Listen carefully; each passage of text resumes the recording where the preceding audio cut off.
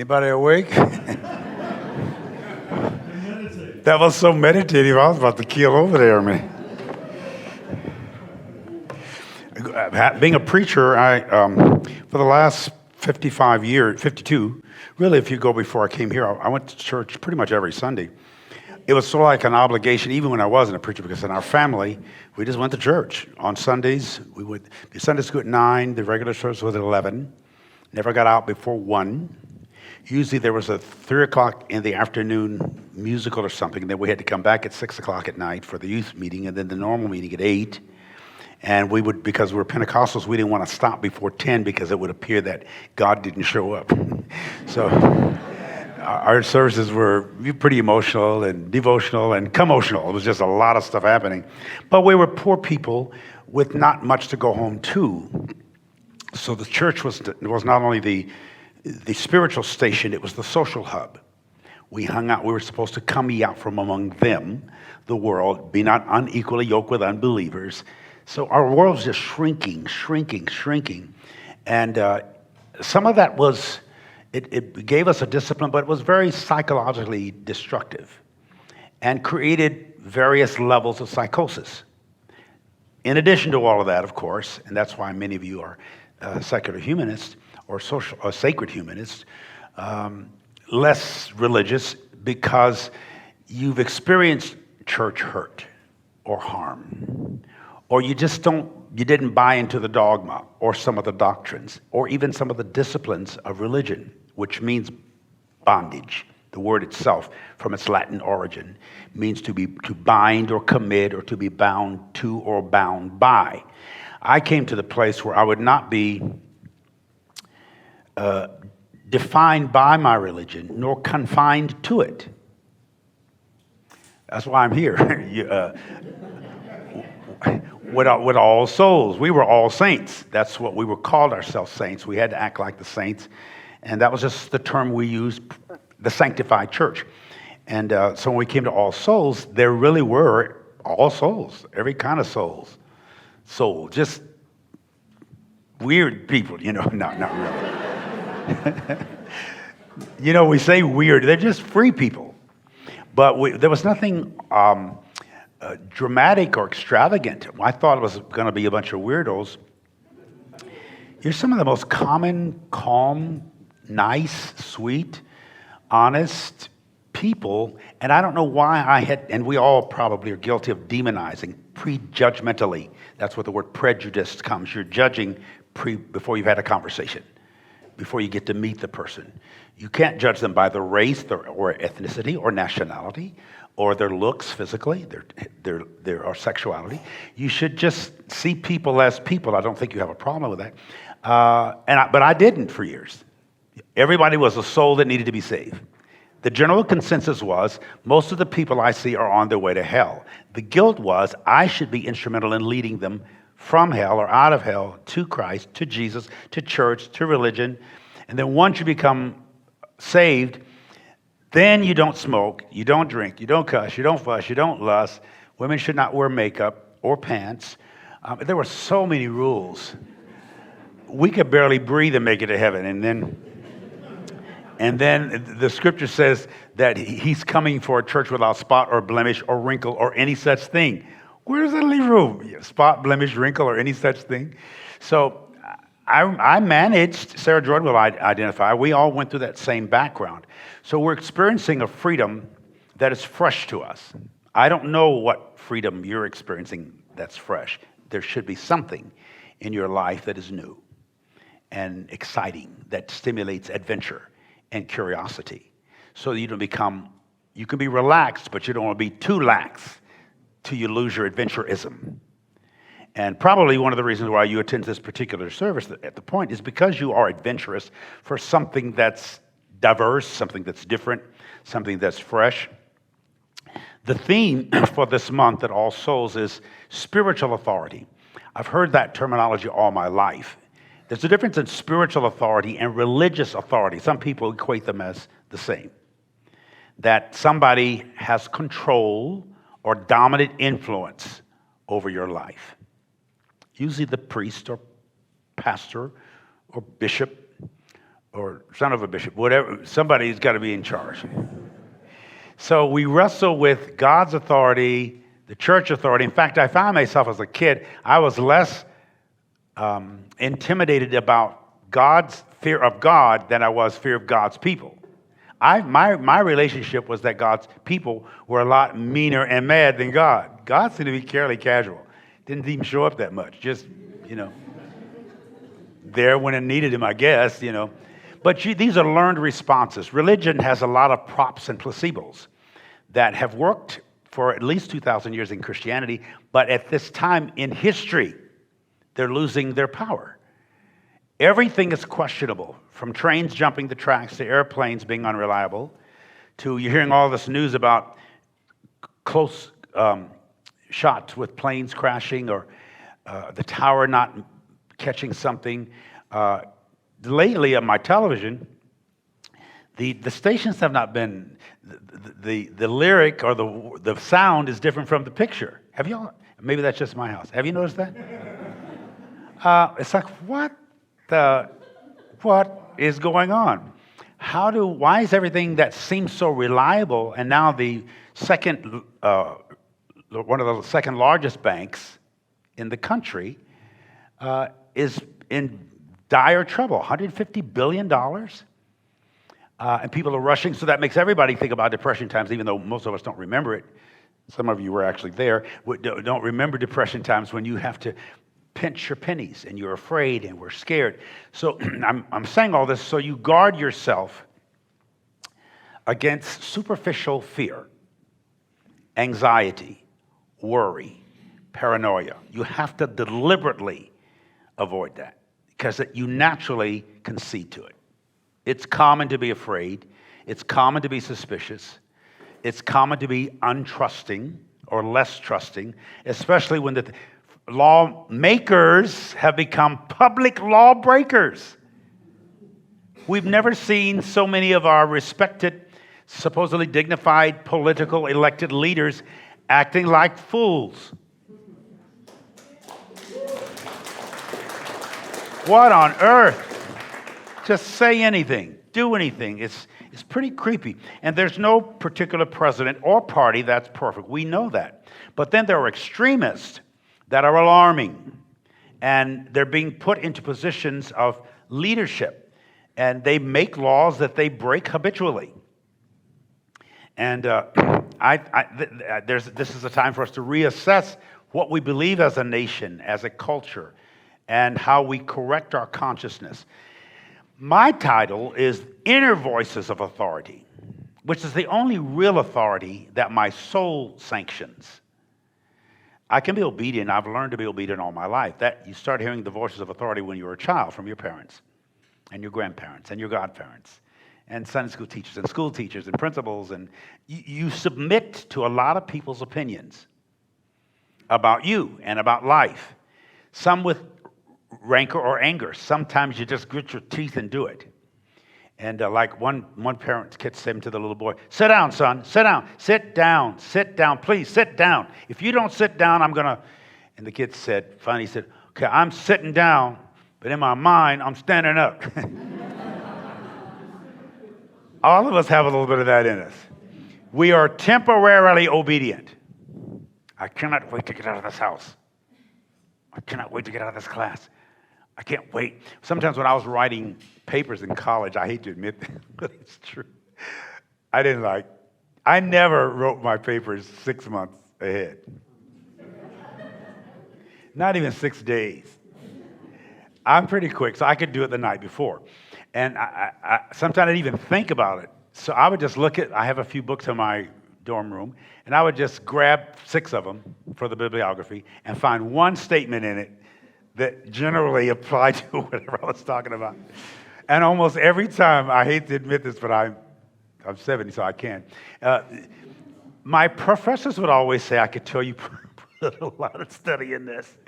You gave us a lot of time." I'd be getting A's and B's. Ain't did nothing, gift of gab.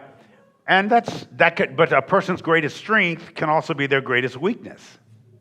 Your greatest asset is almost inevitably your greatest liability. And that's okay as long as you know it. You know when to rein it in and to, get a little bit more discipline. So I've always had this. My little daughter, Majesty, would always say when she was a little child, I'm trying to help her with a little toys in the house, little kitchen stuff we bought her.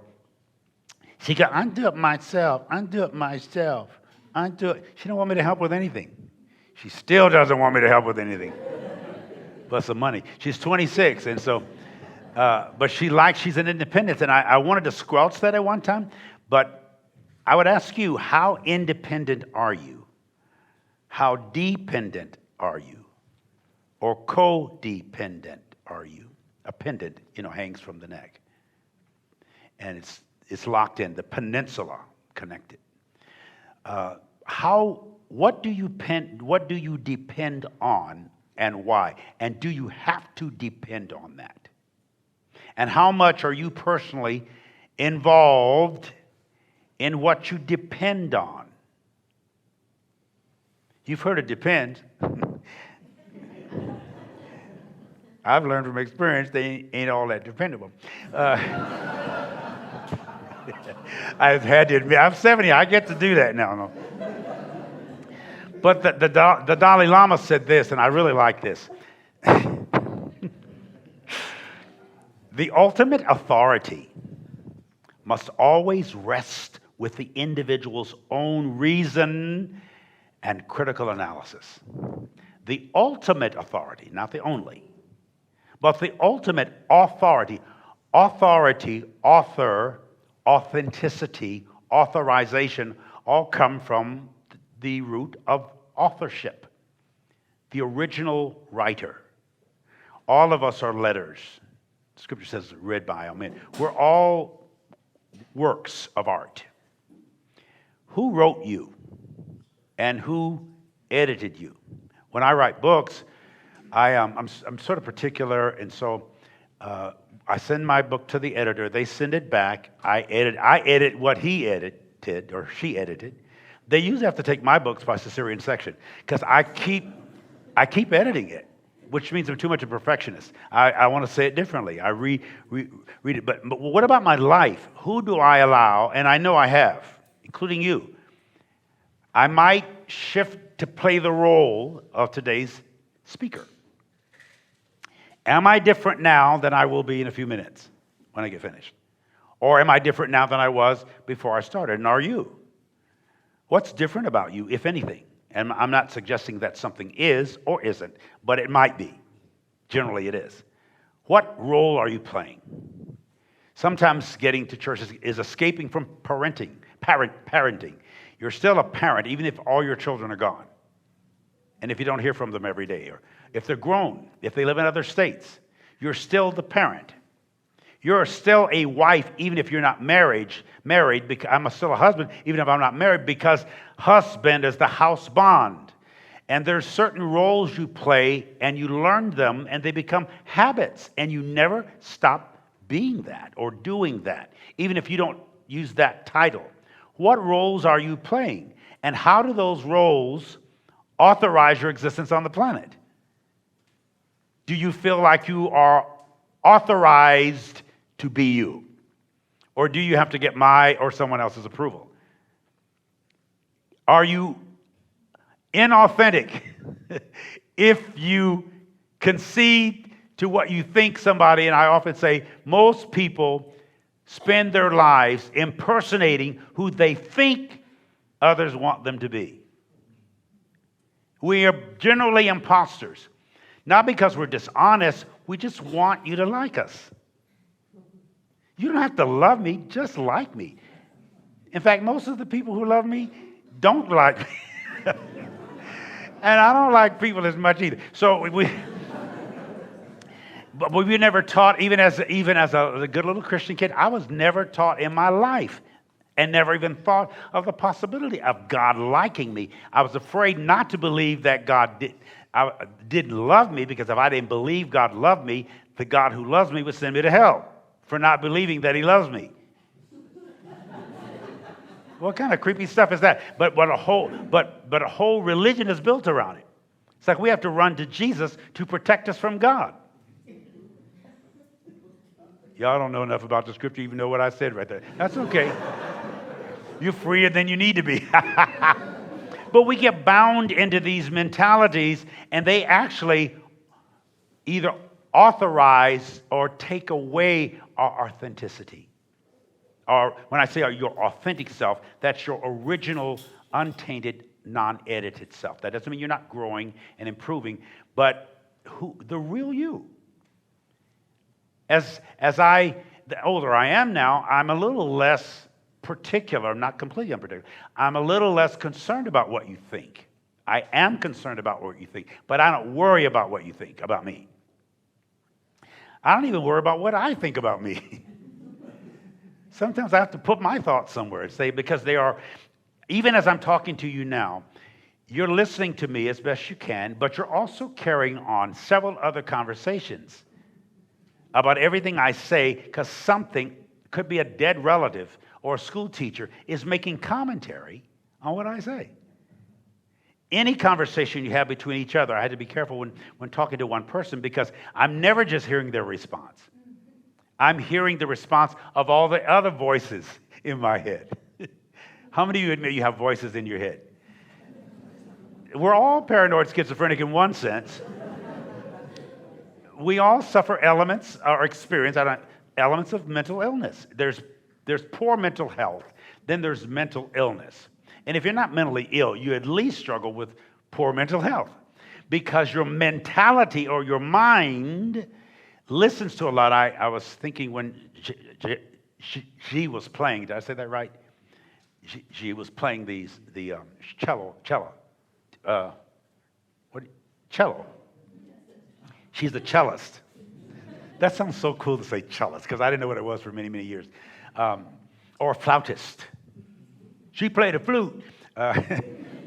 Those were like special terms. But that's music. And remember, music comes from the term muse, which means to think. It's called the science of the musings. So while she was playing, and in a moment she's going to play a song called Swan, that's going to put you in a more of a pensive, contemplative mood. And you're going to become, as you were then, an artist. You're going to start painting a picture based on your imagination of what the sound causes to vibrate in you. Because sound is energy and vibrations and ambiances.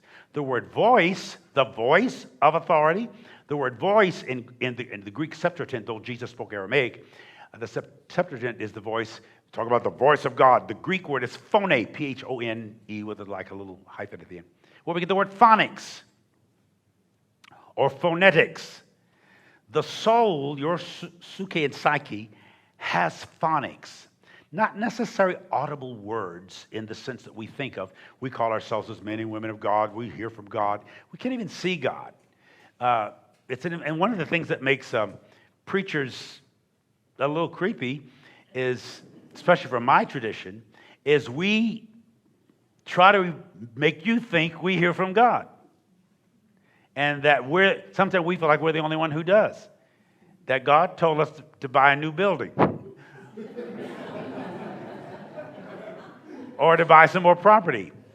Or we're trying to influence or get into the fluidity or the flow, the current, the moisture of your mind.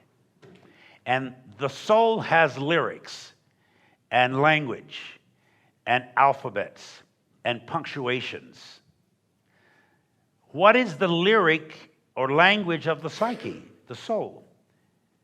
What are the thoughts that influence you most? What do you think? You know, I've told you sometimes that because of my background as a Pentecostal, our services, the whole thing was connected directly to feeling. What do you feel? Did you feel something when she was playing? Do you feel something when Rick's on the keyboard or David's on the organ or Matt's on the drums? Or what are you feeling? Is this a feeling? How do you experience yourself? How do you experience your experiences? How do you experience your experiences? I mean, I can't even give you a quick answer. Maybe you can't give me one because you probably never thought of that question. How do I experience my experiences? If somebody says, I've used this example, I really love you, or I love Sarah, I'm saying I love the part of myself that I experience when I'm with her. If I say I can't stand Sarah, I'm saying I can't stand how I feel about me. not her. You will leave here and say you enjoyed the sermon or you enjoyed the service or you enjoyed the song. But the question we want to know is, did you enjoy the self? Because that's all you take with you. That's all you came here with. We're doing our best, not so much to teach you, but remind you what you already know and probably forgot. What if we came here from wherever we come, knowing, but between the womb and the tomb, we forget what we know, start believing what we're told, and that becomes the authority in our lives? What have you forgotten? What spiritual amnesia are you experiencing? And are you having any you know what a deja vu is? How many of you have, some people never have, how many of you have deja vus? About half of you. What did the rest of y'all do? A deja vu is like, they seem so, even after, and I've had them all my life, it seems, I mean, not only am I experiencing something, but you move that, you nod, everything that you do or you did, it's like, I did this before, I've been here. It's the weirdest, it doesn't bother me, it's just the weirdest feeling on the planet. Maybe we did come around before. When we were kids, the old folks used to say, he been around before, meaning before. My godmother used to say, go over there and close that door. And I was a little boy, and I said, you mean door, godmother? She said, no, door, boy, close the door. Well, that was a certain language that I understood as a kid. Most of the people that I grew up with, because they came from the country, were not educated and didn't know, some of them were not good readers, so they never read the actual grammar of a word. I think the soul has grammar, but the soul also has like street language. That's the one you relate to. How do you talk to you? Do you talk to you? What conversations do you have with you about you? Probably quite a few more than you admit or even realize. I talk to myself. I'm doing that now. You just happen to be eavesdropping. I have never preached a sermon. You probably would say the same. I've never preached a sermon that wasn't to me or about me. I've never taught a lesson. I've never sang a song that I don't sing songs I don't relate to, or I don't like songs I don't relate to. I'm always hearing voices. I'm always hearing phonics or phonetics. I'm always picking up vibrations and energy. We do it automatically. It's a little healthier when you do it awareingly, sometimes intentionally, even deliberately. You can have a better understanding about each other. How long have you all been married? We're brother and sister.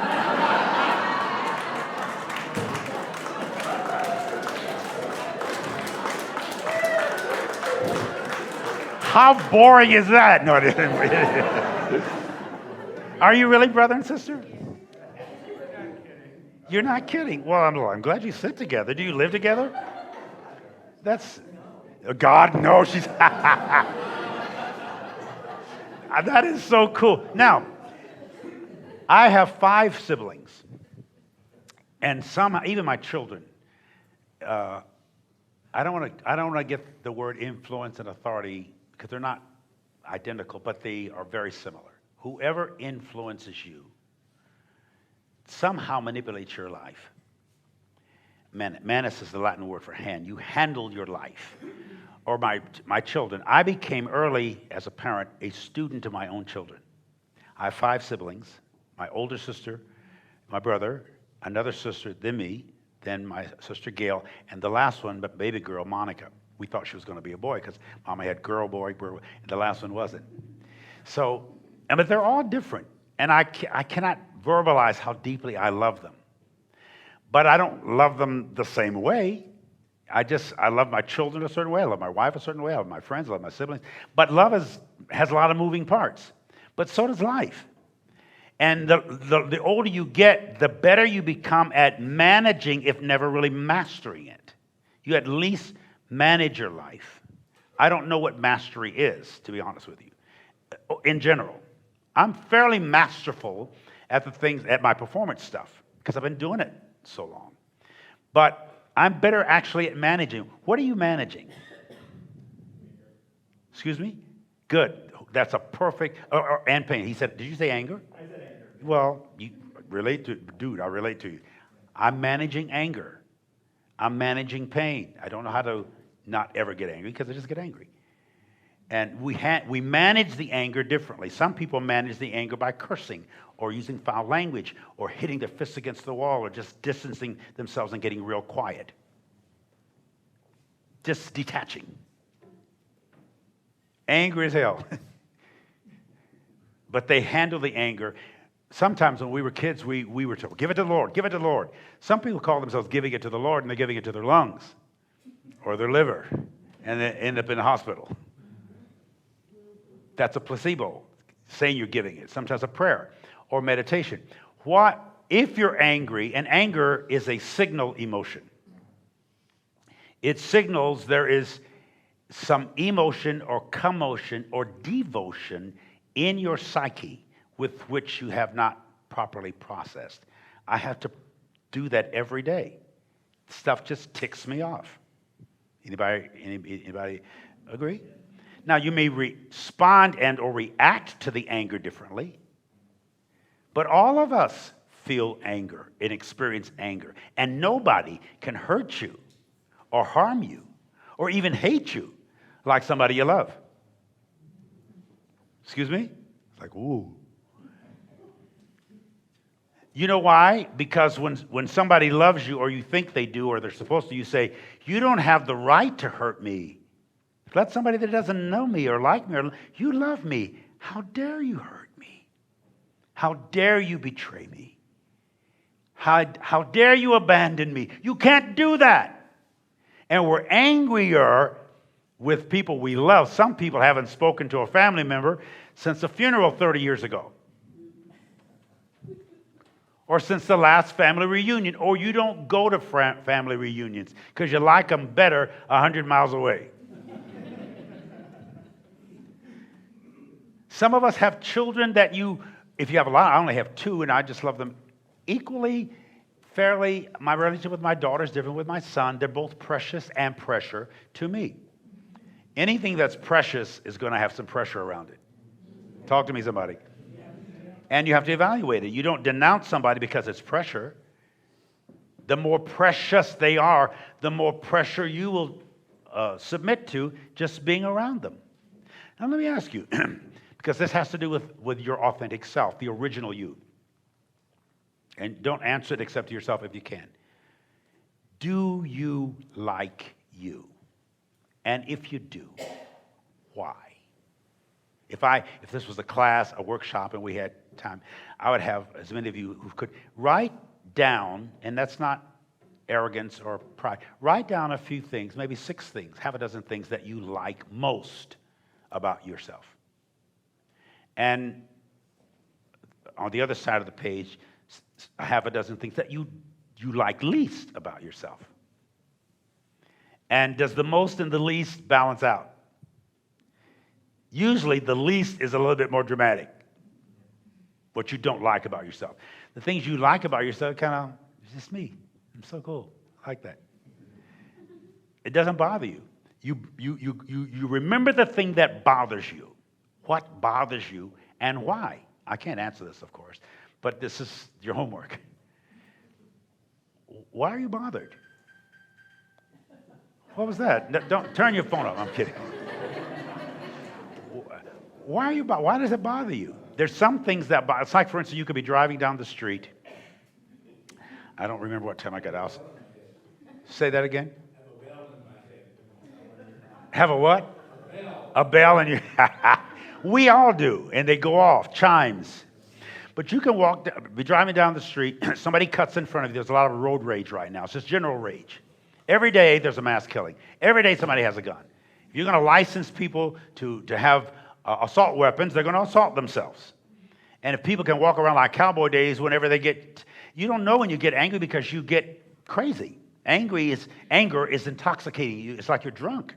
And when you get angry, you don't care. When it deadens your senses, you become less inhibited. You'll do anything. You'll say anything. You may regret it 2 seconds later. You may spend the rest of your life in prison, and you're not a violent person, but that one thing triggered you. That's why being self-aware, and self-conscious is an important discipline. It's not to worry you, but it's to help balance you out. That the gentleman says, I'm angry. That's an admission that I'm dealing with something in my life. That doesn't mean he's bitter, but something has ticked him off, and it's probably not something that happened yesterday. Could have been something. Most of our pain is historical. I mean, it comes out of our past.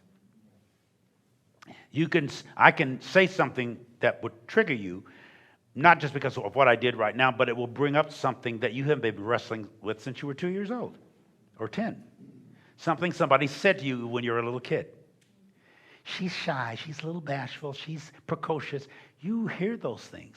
He's lazy. He's irresponsible. He's embarrassing.